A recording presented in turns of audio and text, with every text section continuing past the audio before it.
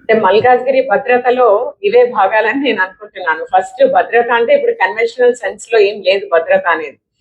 Cyber పరంగా, financial పరంగా, ఇప్పుడు మీ ఆస్తి మీకు ఇంపార్టెంట్, మీ ఇల్లు మీకు ఇంపార్టెంట్, మీ మూమెంట్ మీకు ఇంపార్టెంట్, ఎవరికైనా అంతే కదండి. అదంతా భద్రతతో కూడుకున్న విషయమే. దాంట్లో ముఖ్యమైన ఘట్టాలే once you go out of the house you have to reach back safely. That is one.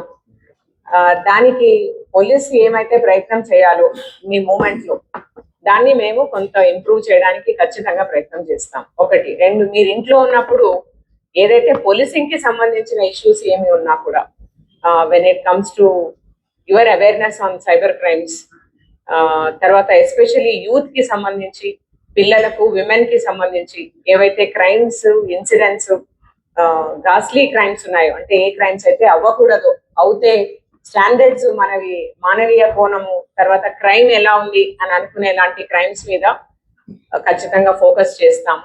And security of citizens, response to the citizens ఖచ్చితంగా ఇంప్రూవ్ చేస్తాం.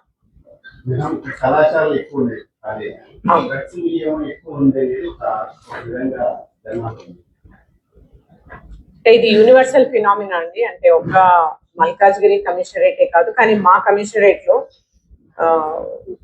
ఎక్కడైతే డ్రగ్ వినియోగం ఎక్కువ ఉంది, ఎందుకు ఎక్కువ ఉంది అన్నది స్టడీ. మోస్ట్ ఇంపార్టెంట్లీ ఇప్పుడు ఒక ఎడ్యుకేషనల్ ఇన్స్టిట్యూషన్సే కాదు, అక్కడికి రీచ్ అవ్వడానికి ఎందువల్ల అక్కడికి రీచ్ అవుతున్నాయి అన్న కోణం నుంచి వి విల్ డూ ఇట్.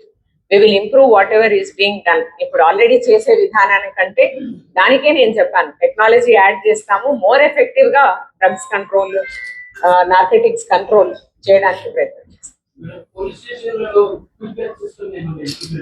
అదేనండి, when I said response system in the police station ఖచ్చితంగా ఇంప్రూవ్ చేస్తామంటే దాన్ని ఇంపార్షియల్ గా, అంటే ఎవరు ఎలా పనిచేస్తున్నారన్నది system will be put in place.